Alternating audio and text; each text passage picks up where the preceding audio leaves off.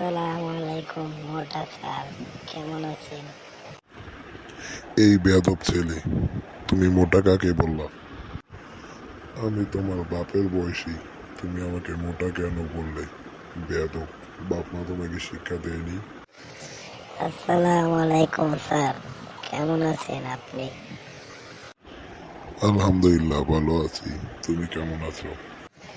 জি আলহামদুলিল্লাহ স্যার, আমিও অনেক ভালো আছি। কি হয়েছে স্যার আপনাদের? আর বলো না, এই ফাজিল ছেলেটা আমাকে মোটা বলছে। আমি তার বাপের বয়সী, সে আমাকে মোটা বলে। কিরে রাকিব, তুই স্যারকে মোটা বললি কেন? স্যারের কাছে এখনই ক্ষমা চা।